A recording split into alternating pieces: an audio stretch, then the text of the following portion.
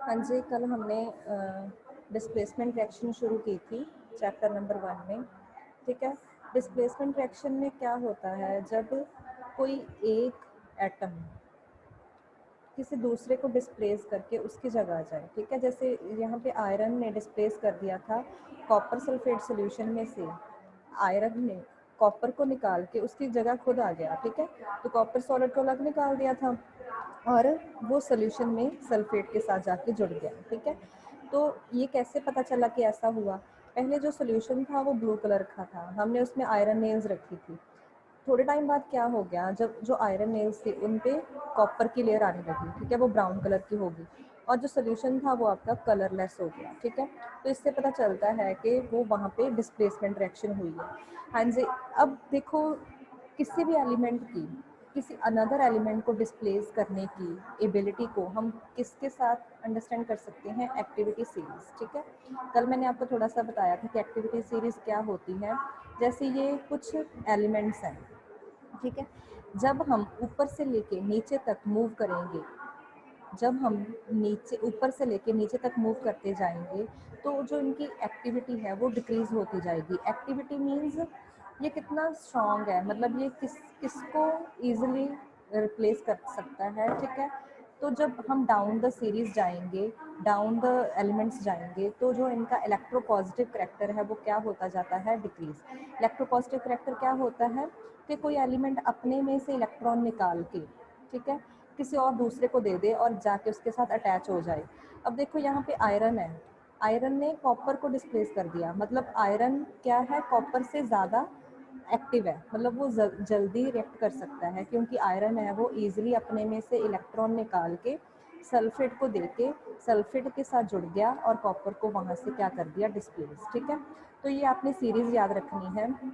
सबसे जो highly active है वो होता है लिथियम, फिर पोटाशियम, ऐसे आप ये डिक्रीजिंग ऑर्डर होता जाएगा नीचे तक, ठीक है। मतलब इनका जो इलेक्ट्रोपॉजिटिव करैक्टर है वो डिक्रीज होता जाएगा, तो उतना ही जो किसी एलिमेंट का इलेक्ट्रोपॉजिटिव करैक्टर है वो भी क्या होता है? डिक्रीज, ठीक है। तो अब देखो यहाँ पे जैसे आपके पास ये रिएक्शन है, कॉपर सल्फेट सोल्यूशन में आपने कोई जिंक का सॉलिड रख दिया, थोड़े टाइम बाद क्या होगा? जो जिंक है, ठीक है, जिंक ने किसको रिप्लेस कर दिया? कॉपर को। कॉपर को रिप्लेस करके खुद उसकी जगह अटैच हो गया, ठीक है, जिंक सल्फेट के साथ। ये सल्फेट होता है SO4, और कॉपर को अलग कर दिया, ठीक है।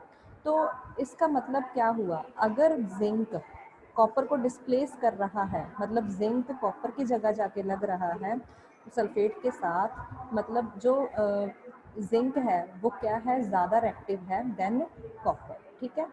अगर ये आपकी इक्वेशन उल्टी होती, अगर मान लो यहाँ पे आपको ऐसे दिया जाता ZnSO4 प्लस उस जिंक सल्फेट का सोल्यूशन होता और उसमें कोई कॉपर की चीज़ रख देते, कोई भी कॉपर की चीज़ जो कॉपर से बनी हुई है, ठीक है, कॉपर की कुछ भी चीज़ रख देते, तो ये रिएक्शन नहीं होगी, ये रिएक्शन नहीं होगी, ठीक है। यहाँ पे कोई डिस्प्लेसमेंट रिएक्शन नहीं होगी क्योंकि एक्टिविटी सीरीज में देखो जो कॉपर है, एक्टिविटी सीरीज में देखो कॉपर और जिंक, कॉपर कहाँ पे है? कॉपर ये रहा आपका, और जिंक कहाँ पे है? ये। जब आप ऊपर से नीचे जा रहे हो तो आपकी जो एक्टिविटी है किसी भी एलिमेंट की रिप्लेस करने की, उसकी जो उसके अंदर जो टेंडेंसी है वो क्या होती जाएगी? डिक्रीज, ठीक है। मतलब जब आप इसकी जगह कॉपर कर दो और इसकी जगह जिंक, तो कॉपर इसको डिस्प्लेस नहीं कर पाएगा, तो वहाँ पे कोई रिएक्शन नहीं होगी, ठीक है। तो एक्टिविटी सीरीज से हम क्या फाइंड आउट कर सकते हैं कि कौन से एलिमेंट रिप्लेस कर सकते हैं और कौन से नहीं, ठीक है। जैसे एक और रिएक्शन दी गई है यहाँ पे, जो सिल्वर नाइट्रेट है, सिल्वर नाइट्रेट का सोल्यूशन है, उसमें कॉपर का कोई भी सॉलिड रख दिया, कॉपर ने क्या किया? सिल्वर की जगह आके अटैच हो गया, ठीक है। कॉपर ने किसको डिस्प्लेस कर दिया? सिल्वर को, और सिल्वर को अलग निकाल दिया, ठीक है। तो यहाँ पे डिस्प्लेसमेंट हुई कॉपर की। मतलब क्या है? अब देखो एक्टिविटी सीरीज में देखो सिल्वर ये रहा और कॉपर ये रहा, मतलब जो कॉपर है वो सिल्वर से क्या है? ज़्यादा एक्टिव है, ठीक है, वो ईजिली सिल्वर से ईजिली इलेक्ट्रॉन लूज कर सकता है जो कॉपर है आपका। ठीक है, तो एक्टिविटी सीरीज आपको यही बताती है कि कौन सा मेटल ज़्यादा एक्टिव है, मतलब वो इलेक्ट्रॉन कितनी जल्दी लूज कर सकता है और पॉजिटिव में चेंज हो सकता है और किसी और एलिमेंट के साथ जाके अटैच हो सकता है। ठीक है, अगर ये रिएक्शन उल्टी होती, अगर मान लो यहाँ पे आपके पास सिल्वर होता, ठीक है, और कॉपर आपका सॉलिड होता, सिल्वर सॉलिड होता और कॉपर नाइट्रेट का सोल्यूशन होता, तो वहाँ पे सिल्वर ने यहाँ पे इसकी पोजीशन नहीं लेनी थी, क्योंकि जो सिल्वर है वो लेस एक्टिव है देन कॉपर। ठीक है, तो आपने कुछ ऐसे एलिमेंट्स याद रखने हैं, वही रिएक्शन पॉसिबल होगी जिसकी एक्टिविटी क्या होगी, ज़्यादा होगी। ठीक है, तो एक्टिविटी सीरीज बस आपको यही बताती है। हाँ जी, अब देखो कुछ ऐसी एग्जांपल्स हैं जो आयरन, जो हाइड्रोजन के साथ भी होती हैं। ठीक है, मतलब जैसे मान लो आप कोई स्टीम ले रहे हो वाटर वेपर्स की, उसमें आपने आयरन सॉलिड रख दिया, कोई भी आयरन की चीज़ रख दी। ठीक है, अब उसको हीट करोगे तो जो आयरन है उसने हाइड्रोजन की जगह आके अटैच हो गया और हाइड्रोजन को अलग निकाल दिया। ठीक है, मतलब जो आयरन है वो हाइड्रोजन को रिप्लेस कर सकता है। ऐसे ही जो सोडियम है, अगर आप सोडियम को लिक्विड में रख दोगे, वाटर में रख दोगे, तो जो सोडियम है वो हाइड्रोजन की जगह डिस्प्लेस हो जाएगा और NaOH बन जाएगा और हाइड्रोजन को अलग कर देगा। ठीक है, तो इसके लिए भी एक सीरीज़ है बच्चे, एक्टिविटी सीरीज़ में जो आप ऊपर करा था आपने। हाँ जी, देखो इसमें क्या होता है। हाँ जी, ये है आपका हाइड्रोजन, ये रहा आपका हाइड्रोजन, ये रहा आपका हाइड्रोजन। इससे हाइड्रोजन से जितने भी ऊपर वाले एलिमेंट हैं, ठीक है, ये हाइड्रोजन से ज़्यादा रिएक्टिव है। अगर आप हाइड्रोजन वाटर में कुछ भी इन जो ये ऊपर वाले मेटल हैं कुछ भी डालोगे तो ये हाइड्रोजन को रिप्लेस कर देंगे, हाइड्रोजन की जगह खुद आके अटैच हो जाएंगे।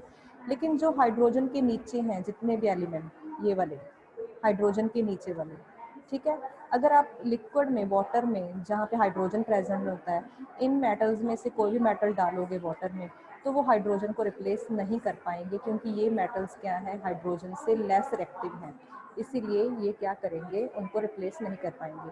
एक साइड आपको एलिमेंट्स की एक्टिविटी सीरीज बताई गई है और एक साइड आपको हाइड्रोजन की भी बताई गई है कि जो हाइड्रोजन के ऊपर वाले एलिमेंट होते हैं वो मोर रिएक्टिव होते हैं देन हाइड्रोजन, और जो हाइड्रोजन के नीचे वाले मेटल्स हैं वो क्या होते हैं, लेस रिएक्टिव। जो लेस रिएक्टिव होंगे, ठीक है, वो कभी भी डिस्प्लेसमेंट रिएक्शन शो नहीं करेंगे, वहाँ पे कोई रिएक्शन होगी नहीं। ठीक है, तो यही होती है बच्चे आपकी डिस्प्लेसमेंट रिएक्शन। हाँ जी, जैसे देखो ये एग्जांपल है, मान लो HCl ले लिया आपने, HCl में क्या प्रेजेंट है, हाइड्रोजन। ठीक है, उसमें आपने सिल्वर का कोई भी सॉलिड डाल दिया। अब देखो जो सिल्वर है वो एक्टिविटी सीरीज में हाइड्रोजन के नीचे आता है, जितने भी हाइड्रोजन के नीचे आते हैं एलिमेंट्स नंबर, ठीक है, वो क्या होते हैं, लेस रिएक्टिव, तो ये इसको डिस्प्लेस नहीं कर पाएगा, तो there is no reaction between HCl and silver.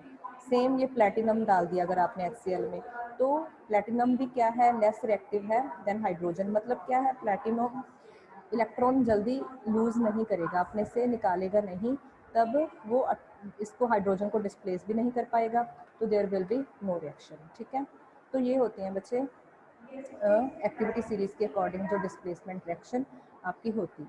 ठीक है, हाँ जी, नेक्स्ट है बच्चे जो फोर्थ टाइप आपकी है वो है डबल डिस्प्लेसमेंट रिएक्शन। आपने पहले कौन सी पढ़ी थी, displacement reaction. Double displacement means अब यहाँ पे 2 बार डिस्प्लेसमेंट होगी।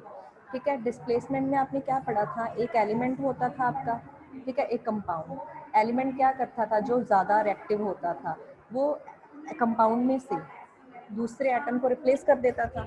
डबल डिस्प्लेसमेंट में क्या होगा, यहाँ पे 2 कंपाउंड्स दिए गए होंगे आपको, ठीक है, वो आयंस के बने होंगे। जैसे आपके पास NaCl होता है, NaCl में क्या होता है, हाँ जी, जैसे NaCl का आपके पास कंपाउंड है, ठीक है, वो किससे बना होता है, एक तो बना होता है वो Na पॉजिटिव, उसमें एक जो सोडियम एटम है, ठीक है, उस पर कौन सा चार्ज होता है, पॉजिटिव, और दूसरा क्या होता है, Cl नेगेटिव। ठीक है, इसमें कौन सा चार्ज होता है, नेगेटिव का। तो मतलब यहाँ पे 2 आयंस हैं। ठीक है, अब एक और कंपाउंड इसके साथ अटैच होगा, तो वहाँ पे 2 टाइम क्या होगी, डिस्प्लेसमेंट रिएक्शन होगी। A reaction in which two ionic compounds in the solution, दो आयनिक कंपाउंड्स रिएक्ट करेंगे, ठीक है, और वहाँ पे उनके बीच में एटम्स और ग्रुप्स की डिस्प्लेसमेंट होगी, उसको बोलते हैं हम डबल डिस्प्लेसमेंट, ठीक है। जैसे आपने डिस्प्लेसमेंट पढ़ी है, उसमें एक एलिमेंट देते थे, एक कंपाउंड, इनमें क्या होगा, डबल डिस्प्लेसमेंट में क्या होगा, दोनों आयनिक कंपाउंड्स होंगे, वो अपने आयन्स को एक्सचेंज करेंगे, उसका आयन दूसरे आयन के पास चला जाएगा, दूसरे का आयन पहले के पास चला जाएगा, ठीक है। जैसे एग्जांपल है यहाँ पे, जब भी ये रिएक्शन होती है, जब भी डबल डिस्प्लेसमेंट रिएक्शन होती है, तो इसमें प्रेसिपिटेट्स बनते हैं, ठीक है। प्रेसिपिटेट्स मीन्स जो सॉल्यूशन में डिसॉल्व नहीं होते, वो सॉलिड फॉर्म में नीचे सेटल डाउन हो जाते हैं, ठीक है, वो होते हैं प्रेसिपिटेट्स। इनसॉल्यूबल प्रोडक्ट बोलते हैं हम इनको, ठीक है। प्रेसिपिटेट्स कब बनते हैं, जब दो आयनिक कंपाउंड्स में रिएक्शन होती है, तो वहाँ पे रिएक्शन के टाइम जब प्रोडक्ट्स बनते हैं, प्रोडक्ट्स में एक प्रेसिपिटेशन बनती है हमारी, उन रिएक्शन को बोलते हैं हम प्रेसिपिटेशन रिएक्शन। ये डबल डिस्प्लेसमेंट के अंडर ही आती है बच्चे, प्रेसिपिटेशन रिएक्शन, क्योंकि डबल डिस्प्लेसमेंट में क्या हो रहा होता है, दो आयनिक कंपाउंड्स रिएक्ट करते हैं, ठीक है। जब उनमें डिस्प्लेसमेंट होती है, तो वहाँ पे हमें एक प्रोडक्ट में एक ऐसा सॉलिड भी मिलता है जो नीचे सेटल डाउन हो जाता है, जो इनसॉल्युबल प्रोडक्ट होगा वो होता है प्रेसिपिटेट, ठीक है। उस रिएक्शन को हम क्या बोलेंगे, प्रेसिपिटेशन रिएक्शन। जब भी हम एक केमिकल इक्वेशन लिखते हैं, हमने स्टार्टिंग में किया था कि जब भी कोई प्रेसिपिटेशन होती है, वहाँ पे प्रेसिपिटेट्स बनते हैं, तो हम उसको ऐसे एरो के साथ शो करते हैं उस रिएक्शन में, ठीक है। सॉलिड डाउन ऐसे लिख देते हैं, और साथ में सॉलिड भी लिख सकते हैं कि ये सॉलिड फॉर्म में बना है, ठीक है। हाँ जी, जैसे देखो फर्स्ट एग्जांपल है इसकी,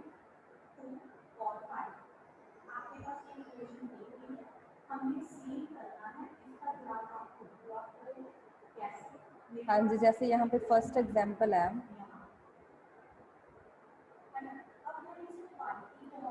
जब आपने सिल्वर नाइट्रेट का सोल्यूशन ले लिया, ठीक है, सिल्वर नाइट्रेट का सोल्यूशन ले लिया, जहाँ पे देखो दो आपके पास आयन्स है, एक सिल्वर का आयन है और एक नाइट्रेट का आयन, ठीक है, ये भी आयनिक कंपाउंड हो गया। दूसरा आपने क्या ले लिया, सोडियम क्लोराइड। सोडियम क्लोराइड में एक ये है Na आयन है और एक Cl नेगेटिव, मतलब दोनों पे इसके इसके ऊपर पॉजिटिव चार्ज है, ठीक है, इसके ऊपर भी क्या है, इसके ऊपर नेगेटिव चार्ज है। यहाँ पे इसके ऊपर क्या है, हाँ जी, यहाँ पे देखो Na के ऊपर पॉजिटिव चार्ज होता है, ठीक है, Cl नेगेटिव के ऊपर एक नेगेटिव, मतलब अगर आप सोडियम में से एक इलेक्ट्रॉन को लूज कर दोगे तो ये स्टेबल हो जाता है, तो इसके लिए इसके ऊपर एक पॉजिटिव चार्ज आ जाता है। Cl नेगेटिव के ऊपर नेगेटिव चार्ज इसलिए होता है क्योंकि अगर ये एक इलेक्ट्रॉन गेन कर ले, किसी से ले ले एक इलेक्ट्रॉन, तो ये स्टेबल हो जाता है, ठीक है। इस तरह ये चार्जेस बनते हैं, ठीक है। ऐसे ही आपके पास Ag है, Ag के ऊपर भी पॉजिटिव चार्ज है यहाँ पे, ठीक है, और NO3 के ऊपर भी नेगेटिव चार्ज है। तो ये आपके आयन्स हो गए। जब किसी के पास पॉजिटिव और नेगेटिव चार्ज होते हैं तो वो होते हैं आयन्स, ठीक है। पॉजिटिव चार्ज को हम बोलते हैं कटायन, नेगेटिव वाले को बोलते हैं अनायन, ठीक है। टू टाइप्स ऑफ चार्जेस होते हैं, पॉजिटिव और नेगेटिव, ठीक है। हाँ जी, अब इनमें देखो आयन्स, आयनिक कंपाउंड्स हैं ये दोनों, इन दोनों में अब क्या होगा, इनके आयन्स एक्सचेंज होंगे एक दूसरे के साथ, ठीक है। जैसे सोडियम क्लोराइड है, एक सिल्वर नाइट्रेट है, इनमें आयन्स की कैसे एक्सचेंज होगी, जो सिल्वर नाइट्रेट का Ag आयन था वो किसके साथ रिप्लेस हो गया, पहले Na के साथ। प्रोडक्ट में देखो जो सिल्वर आयन था वो यहाँ से, जो सिल्वर आयन था आपका, उसने पहले किसको डिस्प्लेस कर दिया, सोडियम को, ठीक है। सोडियम की जगह खुद लग गया जाके, AgCl बन गया, ठीक है। तो ये बन गया हमारे पास सिल्वर क्लोराइड, ये हमारा वाइट प्रेसिपिटेट बनेगा, मतलब ये क्या होगा, सॉल्यूशन में सोल्यूबल नहीं होगा, ये हमारे पास एज अ प्रेसिपिटेट बन जाएगा, सेटल डाउन हो जाएगा उसी सोल्यूशन में, ठीक है। सेकंड जो हमारा बनेगा, अब देखो सोडियम, सिल्वर ने तो सोडियम को डिस्प्लेस कर दिया था, अब सोडियम यहाँ से निकल के वो किसके साथ अटैच हो जाएगा, NO3 के साथ, मतलब यहाँ पे दो आयन्स की एक्सचेंज हो रही है। पहले सिल्वर ने एक्सचेंज कर ली Na के साथ, ठीक है, अपनी जगह सोडियम के साथ, उसके बाद सोडियम आयन ने किसके साथ रिप्लेस कर लिया, सिल्वर के साथ, ठीक है। तो ये किसके साथ जुड़ गया जाके, NaNO3 सोडियम नाइट्रेट बन गया, ये हमारा सोल्यूशन बन जाएगा, और जो सिल्वर क्लोराइड है वो हमारा प्रेसिपिटेट बन जाएगा। तो डबल डिस्प्लेसमेंट में क्या होता है, दो आयनिक कंपाउंड्स में एक्सचेंज होती है एटम्स की, ठीक है, 2 बार एक्सचेंज होती है तो उसको बोलते हैं हम डबल डिस्प्लेसमेंट। डिस्प्लेसमेंट में क्या होता था, सिर्फ एक बार एक्सचेंज थी, ठीक है, लेकिन डबल डिस्प्लेसमेंट में 2 बार होगी। जैसे सिल्वर और सोडियम दोनों अपनी अपनी पोजीशन चेंज कर रहे हैं तो इसको बोलते हैं हम डबल डिस्प्लेसमेंट। और इसमें प्रेसिपिटेट्स बनते हैं, ठीक है। प्रेसिपिटेट्स मीन्स एक तो हमारा सोल्यूशन बन जाता है और दूसरा जो इनसॉल्युबल प्रोडक्ट भी हमें वहाँ पे मिलता है, ठीक है। हाँ जी, उसके बाद है सेकंड एग्जांपल आपको, जैसे बेरियम क्लोराइड। सेकंड एग्जांपल में आपको जैसे बेरियम क्लोराइड, ठीक है, और सल्फ्यूरिक एसिड, ये भी दोनों आयंस हैं। बेरियम और क्लोराइड दोनों आयंस हैं। यहाँ पे हाइड्रोजन और सल्फेट ये भी आयंस हैं। मतलब बेरियम क्लोराइड भी हमारे पास आयनिक कंपाउंड है और सल्फ्यूरिक एसिड भी हमारे पास क्या है, आयनिक कंपाउंड है। अब जब इनमें रिएक्शन होगी, ठीक है, इनमें जब रिएक्शन होगी तो यहाँ पे आयंस की एक्सचेंज होगी। सबसे पहले क्या होगा, जो बेरियम है वो हाइड्रोजन को क्या कर देगा, रिप्लेस करके इसकी जगह आ जाएगा और बेरियम सल्फेट बन जाएगा। और दूसरे टाइम क्या होगा, दूसरी साइड क्या होगा, जो हाइड्रोजन है वो किसको रिप्लेस कर देगा, बेरियम को। मतलब दोनों क्या कर रहे हैं, एक दूसरे की जगह ले रहे हैं, ठीक है। बेरियम हाइड्रोजन की जगह जा रहा है और हाइड्रोजन किसकी जगह जा रहा है, बेरियम की। तो यहाँ पे हमारे पास बेरियम सल्फेट वो वाइट प्रेसिपिटेट बन जाएगा सोल्यूशन में, और हमारे पास जो HCl हाइड्रोक्लोरिक एसिड बन जाएगा, ठीक है। तो हाइड्रोक्लोरिक एसिड तो सोल्यूशन है, उसमें जो वाइट प्रेसिपिटेट्स होंगे वो किसके होंगे, बेरियम सल्फेट के, ठीक है। ये होती है बच्चे double displacement reaction. Third example भी सेम है, आपने एग्जाम्पल्स याद रखनी है, ठीक है। 2-3 एग्जाम्पल्स याद रख लो। अगर क्वेश्चन आ जाए what do you mean by double displacement reaction, give some examples, तो आप कोई भी 2 एग्जाम्पल्स लिख सकते हो, ठीक है। हाँ जी, अगर आपको आ जाए what are precipitation reactions, precipitation reactions क्या होती हैं, डबल डिस्प्लेसमेंट में ही होती हैं ये रिएक्शंस। क्या होती हैं, जब आपने लिखना है कि when double displacement reaction occurs, ठीक है, वहाँ पे वन ऑफ द प्रोडक्ट क्या बनता है, प्रेसिपिटेट हो जाता है, उनको हम बोलते हैं प्रेसिपिटेशन रिएक्शन। कोई भी एग्जांपल दे दो इनमें से, वो सेम ही होगी जो आप डबल डिस्प्लेसमेंट रिएक्शन की लर्न करोगे, वही प्रेसिपिटेशन रिएक्शन की एग्जांपल होगी, ठीक है। हाँ जी, उसके बाद है बस बच्चे ये आपकी एग्जांपल्स ऐसे दी गई हैं। जैसे थर्ड सी एग्जांपल है, यहाँ पे जो सल्फ्यूरिक एसिड है, ठीक है, वो लेड नाइट्रेट के साथ रिएक्ट करेगा। अब देखो यहाँ पे आयंस कैसे एक्सचेंज होंगे, लेड चला जाएगा हाइड्रोजन की जगह और हाइड्रोजन चला जाएगा लेड की जगह। लेड सल्फेट आपका वाइट प्रेसिपिटेट बन जाएगा और नाइट्रिक एसिड आपका एक्वस सोल्यूशन, ठीक है। तो ये होती हैं आपके डबल डिस्प्लेसमेंट रिएक्शन। हाँ जी, उसके बाद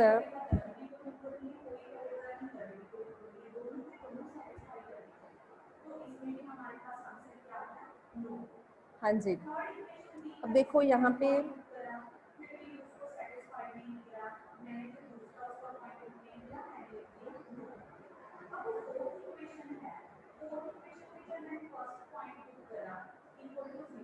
जो आपने बेरियम क्लोराइड की एग्जांपल की थी ऊपर, ठीक है, उसकी एक्टिविटी शो की गई है कि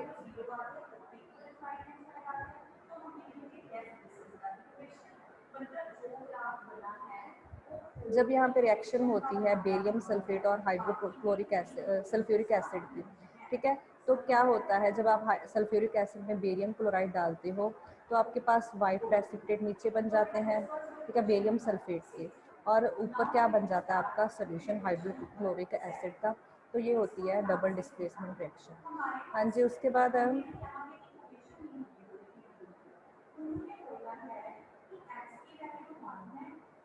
हाँ जी, आपकी फिफ्थ एग्जाम्पल भी बच्चे सेम है, ठीक है। यहाँ पे मर्कुरी क्लोराइड पोटाशियम आयोडाइड के साथ रिएक्ट करेगा, ठीक है। तो यहाँ पे मर्कुरी और पोटाशियम एक दूसरे के को डिस्प्लेस करेंगे, एक दूसरे की जगह पे आएंगे, एक्सचेंज होंगे, ठीक है। तो यहाँ पे मर्कुरी आयोडाइड बनेगा, जो रेड कलर का प्रेसिपिटेट बनेगा, पोटाशियम क्लोराइड क्या होगा, आपका सोल्यूशन होगा, ठीक है। सिक्स्थ एग्जाम्पल में कॉपर सल्फेट सोल्यूशन और सोडियम हाइड्रोक्साइड सोल्यूशन, इन दोनों में जब रिएक्शन होगी तो आपके पास स्काई ब्लू कलर का प्रेसिपिटेट बनेगा वहाँ पे, ठीक है, वो उसका नेम क्या होगा, कॉपर हाइड्रोक्साइड, और सोडियम सल्फेट बनेगा आपका सोल्यूशन, ठीक है। तो these are some examples of double displacement reaction. हाँ जी, एट्थ में बच्चे आपको एक है तो ये डबल डिस्प्लेसमेंट रिएक्शन। इसमें न्यूट्रलाइजेशन रिएक्शन भी होती है। न्यूट्रलाइजेशन मीन्स, न्यूट्रल मीन्स जब एक दूसरे को न्यूट्रलाइज करते हैं, ठीक है, एसिड और बेस दोनों बराबर हो जाएंगे, ठीक है। जब कोई चीज़ ना तो एसिड रहती है ना बेस रहती है, जब हम उसको मिक्स करते हैं, एक बेस ले लिया एक एसिड ले लिया। बेस क्या होते हैं आपको पता होना चाहिए।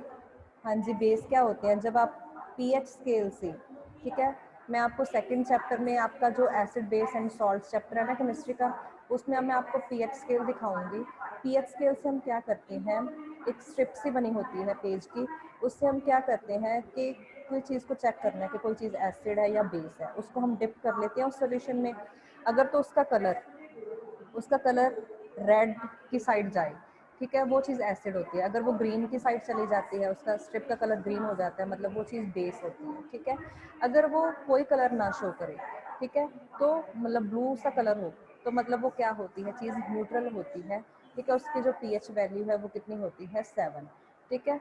तो अगर हम एक एसिड ले लें एक बेस ले लें, इन दोनों में रिएक्शन हो, तो जो भी रिएक्शन होगी वहाँ पे वो होगी न्यूट्रलाइजेशन रिएक्शन, मतलब वो दोनों एक दूसरे को न्यूट्रल कर रहे हैं, ठीक है। एसिड और बेस मिलके जब जो भी कंपाउंड बनाते हैं, ठीक है, तो वहाँ पे क्या होगा, जो प्रोडक्ट्स बनेंगे वो एक दूसरे को न्यूट्रल करेंगे, तो वो होते हैं न्यूट्रलाइजेशन रिएक्शन, ठीक है।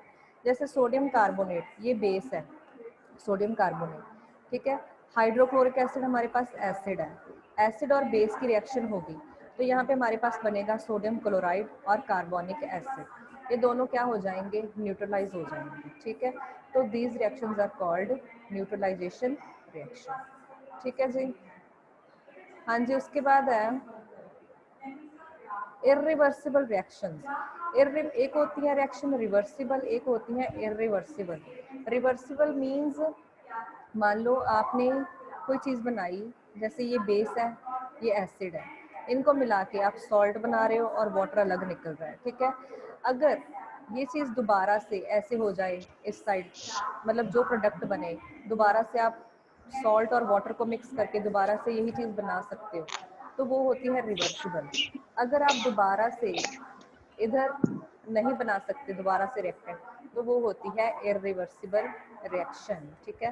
The chemical reactions in which products are not capable of reacting among themselves to form the reactants back. जो प्रोडक्ट्स दोबारा से रिएक्टेंट नहीं बना सकते, ठीक है, जिससे आपने प्रोडक्ट बनाए थे, अगर दोबारा से प्रोडक्ट्स को ऐसे ही छोड़ दो आप, उन पे दोबारा से रिएक्शन होगी, अगर तो दोबारा रिएक्टेंट बन जाएं तो वो होती है रिवर्सिबल रिएक्शन, कि अगर नहीं बन रही तो वो क्या क्या होती हैं, इरिवर्सिबल मींस वो रिवर्स नहीं हो सकती, वो सिर्फ एक ही डायरेक्शन में प्रोसीड करती हैं, रिएक्टेंट से प्रोडक्ट बना रही हैं लेकिन प्रोडक्ट से रिएक्टेंट नहीं बन रही, ठीक है।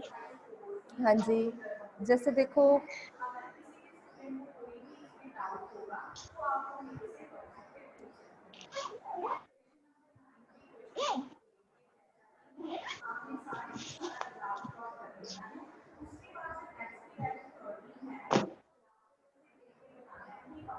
हाँ जी, न्यूट्रलाइजेशन रिएक्शन के एग्जांपल है। न्यूट्रलाइजेशन रिएक्शन में क्या होता है, जब एसिड एंड बेस, ठीक है, दोनों मिक्स होते हैं, तो वहाँ पे जो चीज़ बनती है सॉल्ट एंड वाटर बनता है हमारे पास, ठीक है। न्यूट्रलाइजेशन रिएक्शन में क्या होता है, एसिड और बेस जब दोनों मिक्स होंगे तो वो एक दूसरे को न्यूट्रल कर देंगे, कैंसिल कर देंगे। जब भी हमारी फूड पाइप में बर्निंग सेंसेशन होती है, ठीक है, हम कहते हैं कि हमें एसिडिटी की प्रॉब्लम है, ठीक है, तो मतलब वहाँ पे हमारा एसिड बनता है, हाइड्रोक्लोरिक एसिड बनता है हमारे स्टमक में। वैसे तो हाइड्रोक्लोरिक एसिड होता है, ठीक है, लेकिन वो क्या कई बार क्या होता है, वो फूड पाइप में आना शुरू हो जाता है, जिससे हमें क्या होता है, जलन होने लगती है, ठीक है, तो हम कहते हैं कि हमें एसिडिटी होने लगी है। तो हम वहाँ पे क्या यूज़ करते हैं, एंटा एसिड। एंटा एसिड मीन्स उसके अगेंस्ट जो काम करता है। अगेंस्ट कौन काम करेगा, बेस, ठीक है। जितने भी बेसिस होंगे, जैसे मिल्क ऑफ मैग्नीशिया, ठीक है, और एल्युमिनियम हाइड्रोक्साइड, ये चीज़ें क्या होती हैं, बेस, जिनमें OH प्रेजेंट होता है, ठीक है। ये इनका काम क्या होता है, जो भी एसिड आपके अंदर स्टमक के अंदर बना उसको न्यूट्रल करना, कैंसिल करना, ठीक है। तो ये क्या करते हैं, ये बेस हो गया ये एसिड हो गया, दोनों रिएक्ट होके ये सॉल्ट बना लेते हैं और साथ में वाटर बन जाता है, जिससे हमारी एसिडिटी की प्रॉब्लम क्या हो जाती है, ठीक हो जाती है। तो ये भी क्या होती है, न्यूट्रलाइजेशन रिएक्शन के अंडर आती है, ठीक है। है, तो ये भी डिस्प्लेस डबल डिस्प्लेसमेंट।